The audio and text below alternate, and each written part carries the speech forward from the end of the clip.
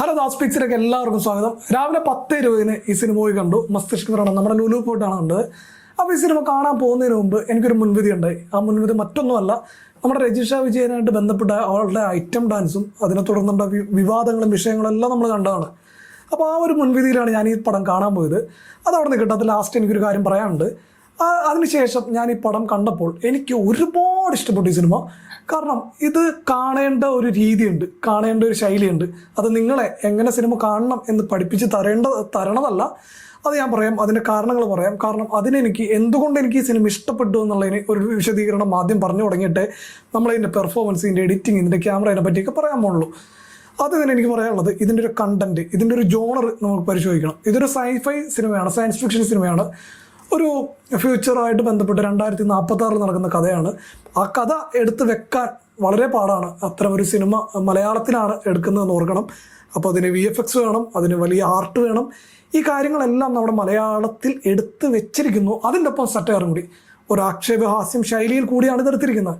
അപ്പോൾ അതിനുണ്ടാകുന്ന പ്രായോഗികമായ ബുദ്ധിമുട്ടുകളെല്ലാം തരണം ചെയ്തുകൊണ്ട് ഇത്തരം സിനിമകൾ ഇറക്കണം. പിന്നെ അതിവിടുത്തെ മലയാളി ഓഡിയൻസിന് ഇഷ്ടപ്പെടണം, അത് വിജയിക്കണം. എന്നാൽ മാത്രമേ ഇവർക്ക് ഈ സിനിമ ഇറക്കിയുകൊണ്ട് ഗുണമുള്ളൂ. അതുമാത്രമല്ല, ഒരു സൈബർ പങ്ക്, ഒരു ഡാർക്ക് വേൾഡ്, ഒരു കൊച്ചു പോലുള്ളൊരു സ്ഥലം, അവിടെ ഒരു ഫ്യൂച്ചറിൽ എന്തൊക്കെ നടക്കും, അല്ലെങ്കിൽ ഫ്യൂച്ചറിൽ നടക്കാൻ സാധ്യതയുള്ള കാര്യങ്ങൾ, ഒരു സയൻസ് ഫിക്ഷൻ ആണല്ലോ.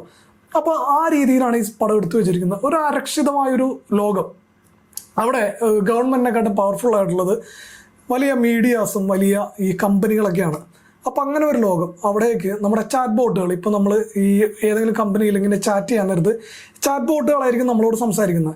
അപ്പോൾ ചാറ്റ് ബോട്ടുകൾ വളരെ വലിയ രീതിയിൽ കസ്റ്റമൈസേഷൻ കഴിഞ്ഞ്, അതായത് മരിച്ചുപോയ നമ്മുടെ അച്ഛനായിട്ടൊക്കെ വന്നിട്ട് ആ വീഡിയോ അച്ഛൻ്റെ രൂപത്തിൽ വന്നിട്ട് നമ്മളോട് സംസാരിക്കുന്നു, അല്ലെങ്കിൽ നമ്മുടെ മരിച്ചുപോയ മകളുടെ രൂപത്തിൽ വന്നിട്ട് നമ്മളോട് സംസാരിക്കുന്നു.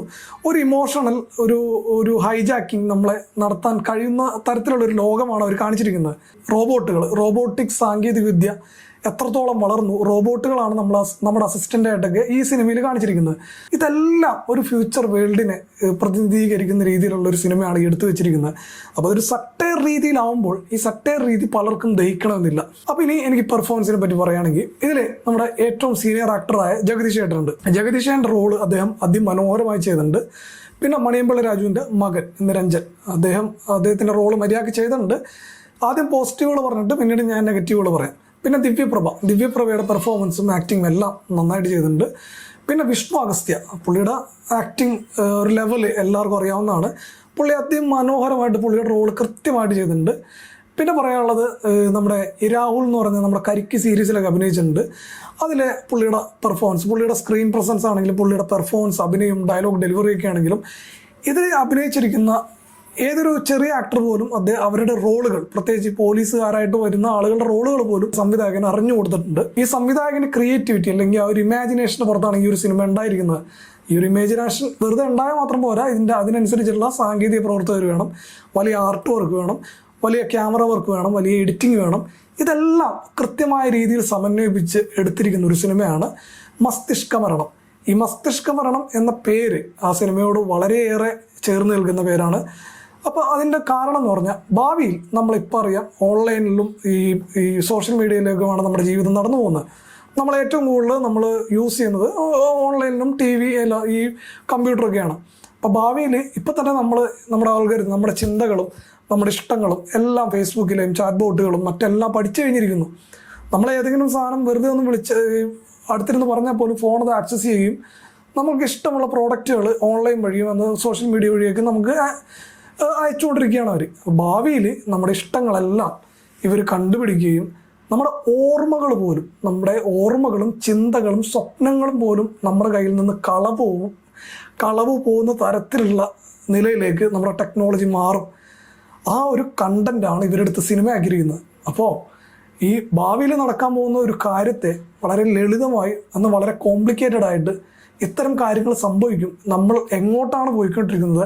നമ്മുടെ മസ്തിഷ്കങ്ങൾ മരിച്ചുകൊണ്ടിരിക്കുകയാണ്. ഒരാളുടെ ഓർമ്മ അല്ലെങ്കിൽ മരണപ്പെട്ട ഒരാളുടെ ചിന്തകൾ പോലും അടിച്ചു മാറ്റി അതൊരു കാട്രിഡ്ജാക്കി അത് സൂക്ഷിക്കുകയും പിന്നീട് അതൊരു ഗെയിമാക്കുകയും അതിനെ തുടർന്നുണ്ടാവുന്ന ക്രൈമും അത് അന്വേഷിക്കുന്ന ഘട്ടവും, അതാണ് ജഗദീഷ് ചേട്ടൻ ഒരു പോലീസുകാരനായിട്ടാണ് വരുന്നത്. പിന്നെ സട്ടയർ ആയതുകൊണ്ട് തന്നെ ചില കോമഡികൾ കൃഷ്ണപ്രഭ ആയാലും വിഷ്ണു അഗസ്ത്യ നല്ല മനോഹരമായിട്ട് ചെയ്തിട്ടുണ്ട്. പക്ഷേ മണിയമ്പിള്ള രാജുവിൻ്റെ മകൻ ചെയ്ത പുള്ളിയുടെ ഡയലോഗ് ഡെലിവറിയും ഡയലോഗുകളൊക്കെ എപ്പോഴത്തെയോ ഒരു മുറിവുറുപ്പ് എനിക്ക് ഫീൽ ചെയ്തായിരുന്നു.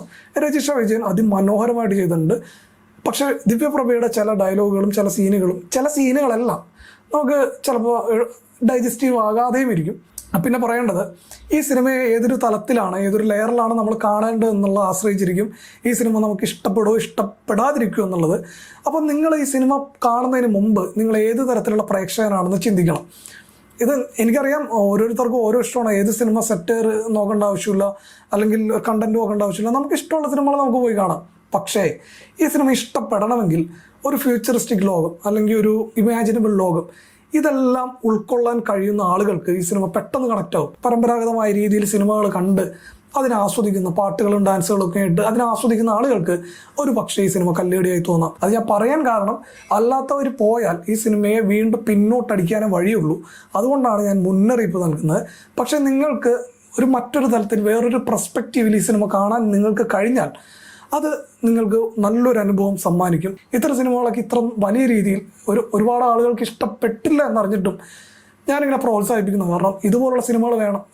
ലോകം ഒരു മൈൽ സ്റ്റോൺ ആയിരുന്നു. നമുക്ക് ഇതും ഒരു പോയിന്റിൽ ഒരു മൈൽ സ്റ്റോൺ ആയിട്ട് തന്നെ നമുക്ക് പ്ലേസ് ചെയ്യാൻ പറ്റും. കാരണം ലോകം ഒരു കഥ പറയുമ്പോൾ ഇതൊരു സട്ടയർ ആക്ഷേപഹാസ്യത്തിലൂടെ ഡാർക്ക് കോമഡിയിലൂടെ കഥ പറയുന്നു. ഒരു ഇൻവെസ്റ്റിഗേഷൻ ത്രില്ലർ. നമുക്കറിയാം കൽക്കി പോലുള്ളൊരു സിനിമ നമുക്ക് എല്ലാവർക്കും ഇഷ്ടപ്പെട്ടതാണ്. അതൊരു ഫ്യൂച്ചർ വേൾഡാണ് അതിൽ കാണിക്കുന്നത്. പക്ഷേ ആ കൽക്കിയിൽ പ്രഭാസ് എന്ന നടനും ഒരു വലിയ പ്രൊഡക്ഷൻ കമ്പനിയും അതിൻ്റെ പുറകിലുണ്ടായിരുന്നു. അപ്പം അത്തരം ഒരു മാർക്കറ്റ് ദീപിക പതുക്കെ പോലുള്ള വലിയ സ്റ്റാറുകളുണ്ടായിരുന്നു. അപ്പോൾ ആ ഒരു സിനിമ ഇറക്കുമ്പോൾ അതിൻ്റെ ഇൻകം, അതിൻ്റെ സെല്ലിങ്ങും എങ്ങനെ കച്ചവടം ചെയ്യാം എന്നുള്ള ബോധ്യം അവർക്കുണ്ട്. പക്ഷെ മലയാളി ഓഡിയൻസിൻ്റെ മുമ്പിൽ അത്ര വിശ്വാസത്തോടെ അവർ ഈ സിനിമ ഇറക്കുമ്പോൾ അതിനെ പ്രോത്സാഹിപ്പിക്കേണ്ടത്, അതിന് മോശമാണെങ്കിൽ പോലും പ്രോത്സാഹിപ്പിക്കേണ്ടത് നമ്മുടെ ഉത്തരവാദിത്വമാണ്. അപ്പോൾ ഇതാണ് ഈ സിനിമയെ പറ്റി പറയാനുള്ളത്. പിന്നെ പറയേണ്ടത് ഐറ്റം ഡാൻസുമായിട്ട് ഈ ഒരു സിനിമയുടെ കണ്ടന്റിന് ഒരു ബന്ധമില്ല. പക്ഷെ ഐറ്റം ഡാൻസ് എന്നുള്ളത് ഈ സിനിമയ്ക്ക് വേണ്ട ആ സംഭവം തന്നെ ആയിരുന്നു. അപ്പോൾ രജിഷ വിജയൻ പറഞ്ഞത് ഡയറക്ടർക്ക് വേണ്ടി ഡയറക്ടർ സിനിമ ആവശ്യപ്പെട്ട രീതിയിലാണ് ഐറ്റം ഡാൻസ് ചെയ്തതെന്ന്. അത് ഈ സിനിമയായിട്ട് ചേർന്ന് നിൽക്കുന്ന ഒരു സംഭവം തന്നെയാണ്. അത് ഇനി അനാവശ്യ വിവാദങ്ങളാക്കേണ്ട ആവശ്യവുമില്ല. എന്തായാലും ഈ സിനിമ ഓവറോൾ എനിക്ക് ഇഷ്ടപ്പെട്ടു. ഭാവി മലയാള സിനിമ ഇങ്ങനെയുള്ള സിനിമകളിൽ കൂടിയൊക്കെ ഈ യാത്ര ചെയ്യും എന്ന് പറഞ്ഞുകൊണ്ട് നമുക്ക് അടുത്ത വീഡിയോയിൽ കാണുന്നവരെല്ലാവർക്കും ബൈ. സബ്സ്ക്രൈബ് ചെയ്യാനും ലൈക്ക് ചെയ്യാനും ആരും മറക്കരുത്. ആരും അങ്ങനെ ചെയ്യുന്നില്ല. ഇത് പറയാറില്ല, എന്നാലും പറയേണ്ടി വന്നതാണ്. അപ്പോൾ ടാറ്റാ.